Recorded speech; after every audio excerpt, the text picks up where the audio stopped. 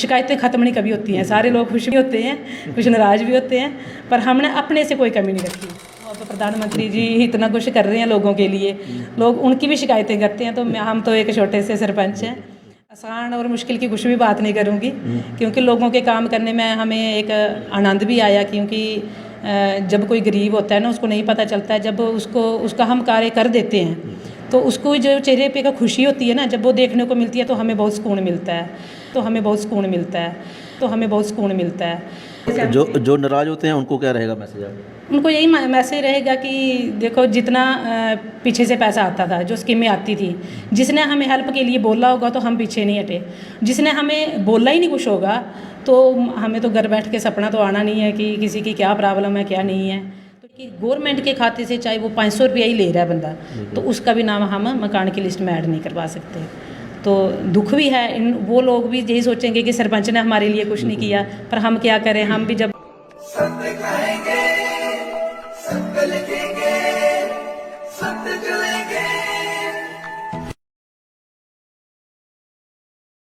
दैनिक state समाचार में आप सभी का स्वागत है। मैं हूं अरुण शर्मा। बात करें तो पंचायत इलेक्शन की, जी हां, चुनाव नज़दीक आ रहे हैं। लगभग 2 से 3 महीने का समय और बच गया है और उसके बाद चुनावी बिगुल जो है वो बच जाएगा। लेकिन तैयारियां किस तरह की चल रही हैं अब चुनावों को लेकर, क्योंकि फिर से एक बार घमासान जो है वो देखने को मिलेगा। लेकिन हमारे साथ भी इस समय मौजूद हैं सरपंच निशा देवी जी। पंचायत कोटलीवाला उधमपुर के बिल्कुल नज़दीक लड्डन में एरिया पड़ता है और वहाँ की पंचायत है। और हमने इनके साथ मुलाकात करने की क्यों सोची, वो इसलिए सोची क्योंकि चुनाव आ रहे हैं, 2-3 महीने रह गए हैं। तो हम जानने की कोशिश करते हैं सरपंच साहिबा से कि किस तरह से कार्य उन्होंने बीते 5 सालों में उन्होंने किए हैं और जनता की उम्मीदों पर कितनी वो खरी उतरी हैं। मैम, पहले तो आपका स्वागत है दैनिक स्टेट समाचार में।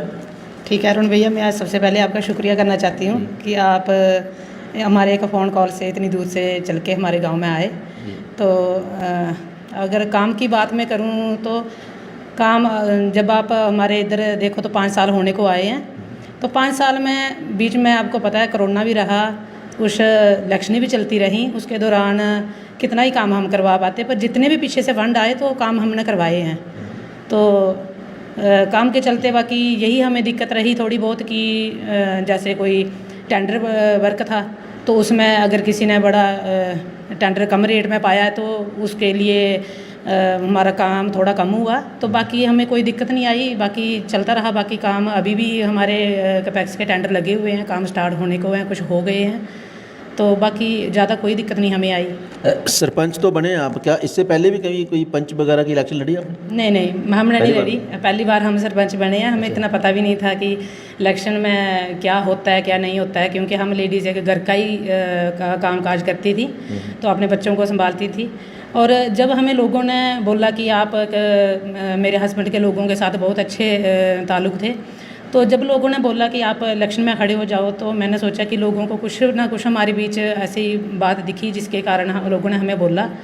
तो हमें एक बहुत एक अच्छा भी लगा लोगों की मदद करना, क्योंकि अगर हम एक चुनाव में इसलिए लोगों ने चुना है हमें कि आप भाई लोगों की सेवा करो, तो हमसे जितना हो सकता है हम करते हैं। मेरे हस्बैंड दुकान करते हैं दमेल चौक पे, तो कुछ लोग मेरे पास कम आते हैं जो उनको उधमपुर में किसी भी जगह किसी का पता नहीं चलता है, कचहरी कोर्ट में कहाँ जाना है, कहाँ कोई कागज़ बनाना है, तो वो इनके पास जाते हैं। तो इनका फुल सपोर्ट रहता है उनकी मदद करना। तो मेरे को भी जहाँ दिक्कत आती है, जहाँ मुझे नहीं पता लगता है, तो मुझे भी अपने हस्बैंड का पूरा फुल सपोर्ट रहा। तो जहाँ भी मैं जाती हूँ तो मुझे साथ में लेके चलते हैं। तो इनका भी, घर का भी सबसे बड़ा सपोर्ट बंदे को होना चाहिए। तो मुझे घर का भी सपोर्ट था और लोगों को भी हमने, बाकी शिकायतों की बात करें तो शिकायतें ख़त्म नहीं कभी होती हैं, सारे लोग खुश भी नहीं होते हैं, कुछ नाराज़ भी होते हैं, पर हमने अपने से कोई कमी नहीं रखी। अपने से जो नाराज़ होते हैं उनको क्या रहेगा मैसेज आप? उनको यही मैसेज रहेगा कि देखो, जितना पीछे से पैसा आता था, जो स्कीमें आती थी, जिसने हमें हेल्प के लिए बोला होगा तो हम पीछे नहीं हटे, जिसने हमें बोला ही नहीं कुछ होगा तो हमें तो घर बैठ के सपना तो आना नहीं है कि किसी की क्या प्रॉब्लम है क्या नहीं है। तो जिसने हमें फ़ोन भी किया होगा हमारी ये दिक्कत है, हमने उसको पूरा रास्ता बताया होगा, नहीं आप ऐसे नहीं ऐसे करो। जहाँ से किसी को नहीं पता चलता था हमने वो भी उसको पूरा गाइड किया कि ऐसे नहीं ऐसे करो आप। ऐसा हुआ है, देखो खुश तो होते हैं जिनके लोग काम होते हैं, वो तो खुश होते हैं, गुणगान भी करते हैं। ऐसा कोई है जिसका काम नहीं हुआ और आपको उनकी नाराज़गी सहनी पड़ी हो? नहीं, वो सिस्टम खाली यही रहता है कि देखो जैसे हमने कोई एक मोहल्ले में रास्ता रखा है, तो हो सकता है कि उस रास्ता तो हमने रख दिया, तो बीच में किसी की अगर ज़मीन अपनी आ जाती है तो उस वहाँ पे दिक्कत बढ़ जाती है, तो उसमें हमारी थोड़ी गलती है। देखो भी लोग जगह नहीं देते हैं, तो सरपंच नगर से लेकर थोड़ी हाँ वो भी लोग सरपंच का मानते हैं। तो बाकी देखो आप हर एक वार्ड में हर एक पंच के जब भी कोई पैसा पीछे से आता है तो हम पंचायत जब मीटिंग करते हैं तो सभी पंचों को पूछते हैं आपने क्या काम रखना है, तो वो अपना अपना काम अपने अपने वार्ड में रखते हैं। हम उनको पूरा बताते हैं कि भाई जैसे पीछे से 10 लाख आया तो वो कितना ही आएगा, 9 पंच 9 वार्ड है मेरे, तो 1-1 लाख या 1.25 लाख हिस्से में आएगा, तो वो उतने में कितना सा काम होगा। तो हर एक वार्ड में देखो आप हर एक मोहल्ले में एक गली ज़रूर बनी होगी। तो अब जो रह गए हैं तो अभी भी कई टेंडर लगे हैं, लोगों को अभी पता भी नहीं है आगे कौन सा टेंडर लगा है। जब काम बनता है तभी लोगों को पता चलता है। अभी आप देखो तो मेरे PMAY के 50 केस के नाम हमने पहले डाले थे। 50 में से हमने लोगों के पूरे जियो टैगिंग वगैरह की, सारा कुछ किया। तो लिस्ट जब आगे जाती है तो उसके बाद हमारे पास 31 नाम आते हैं। 31 नाम आने के बाद हमें पीछे से ऑर्डर आता है 2023 में कि आप 3 लोगों के नाम दो। अच्छा, 31 में से?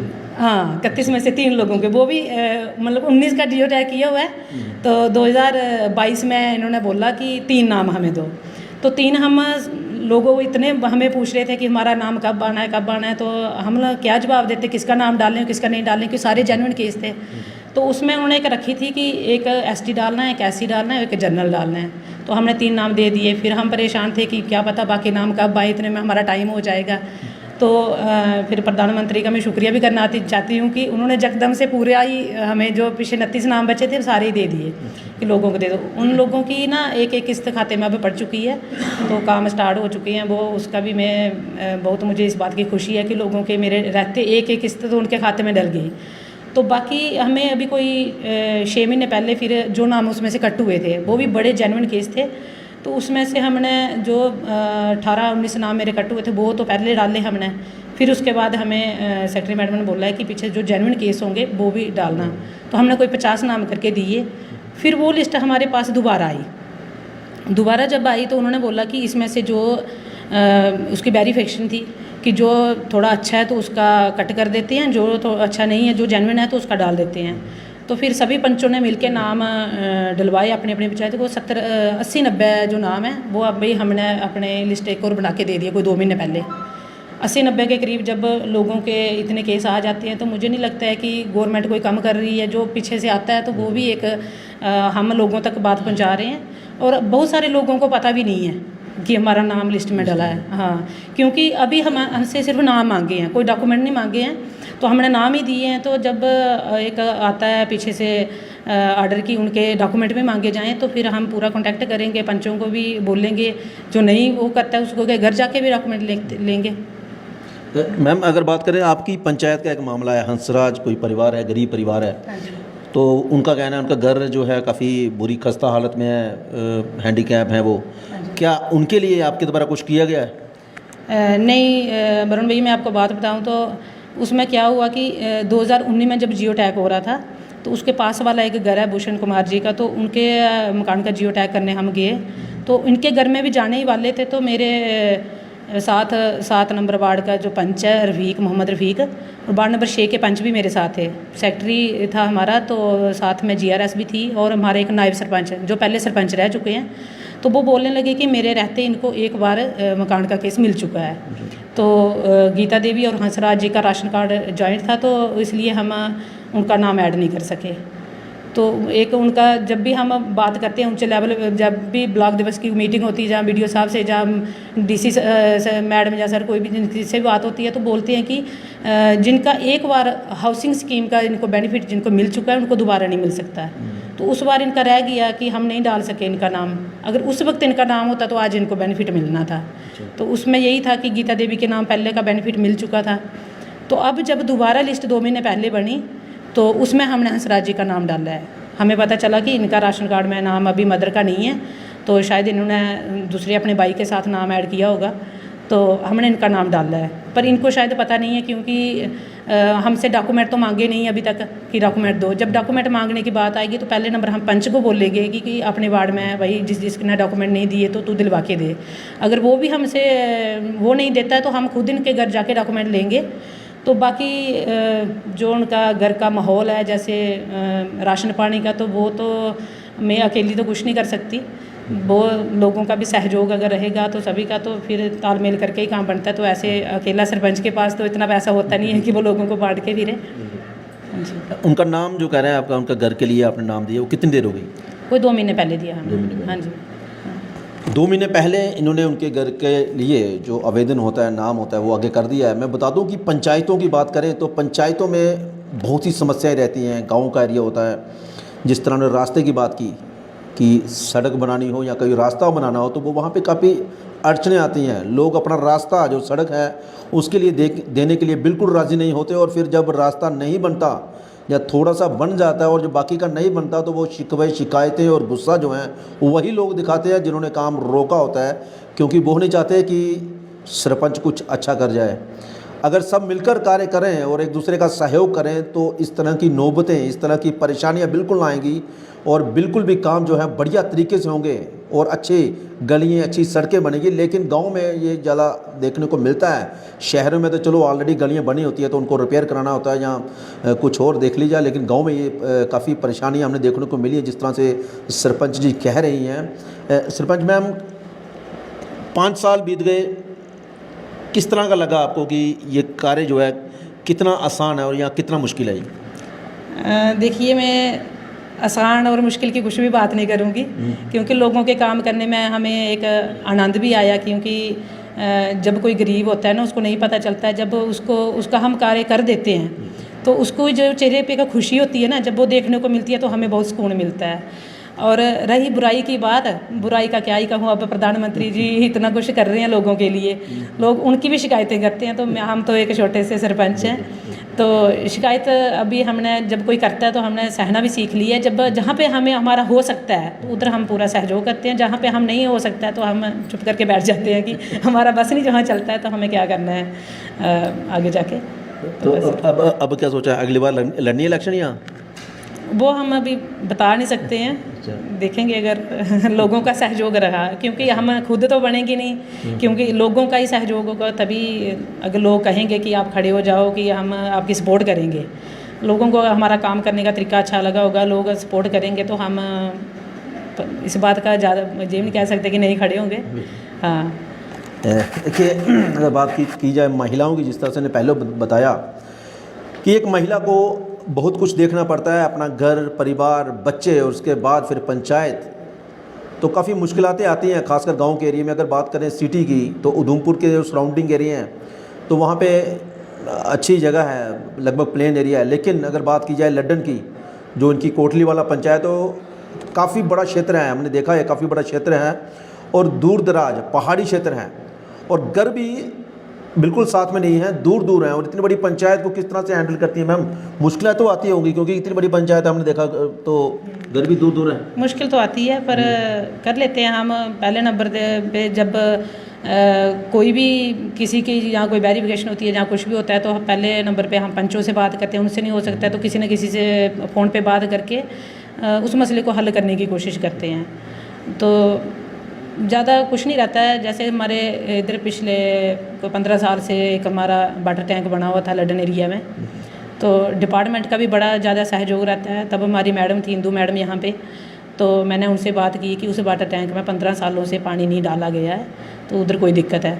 तो मैंने जब मैडम से बात रखी तो इंदू मैडम को देख के हमें एक बड़ा सपोर्ट मिलता था कि वो भी एक लेडीज़ थी, हम भी एक लेडीज़ हैं। अभी हमारे उधमपुर में देखो तो महिला ही एडमिनिस्ट्रेशन की डिस्ट्रिक्ट डीसी मैडम है, तो हमें एक बड़ा लेडीज़ जब आगे होती है तो अपनी बात रखने का बड़ा एक मौका मिलता है। तो हमने वो बात रखी तो मैडम ने दूसरे तीसरे दिन ही वहाँ पे डिपार्टमेंट को भेजा, तो उसमें वो मसला मेरा हल हो गया।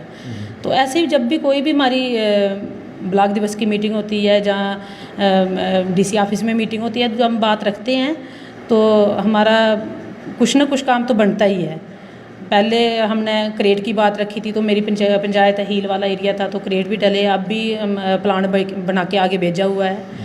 तो आप बोलो कि एक साथ ही सारे मसले हल हो जाएं तो वो नहीं होते हैं, थोड़ा थोड़ा करके ही हम आगे बढ़ते हैं। थोड़ा थोड़ा करके ही होता है। मैम अगर बात करें आपके ये पंचायत में ही एक 2-3 महीने पहले एक घर में आग लगी थी, हाँ जी। कुछ मवेशी भी जल गए थे, काफ़ी नुकसान भी हुआ था, क्या उन लोगों को कोई बेनिफिट वगैरह कोई मदद मिली है? हाँ जी, हाँ जी, मेरी पटवारी साहब से बात हुई थी, उनको मेरे ख्याल से कोई 90,000 के करीब उनको बेनिफिट मिल चुका है पैसों का।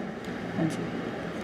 तो देखिए, कुछ लोगों के मन में सवाल भी होगा कि हमने सरपंच साहिबा से ही क्यों मुलाकात की, जनता से क्यों नहीं पूछा कि सरपंच साहब क्या कर रहे हैं, क्योंकि जनता से पूछने का समय अभी बाकी है। जब इलेक्शन अनाउंस होगी उसके बाद हम जनता के पास भी जाएंगे, जनता से पूछेंगे रिपोर्ट कार्ड क्या है सरपंच साहब का।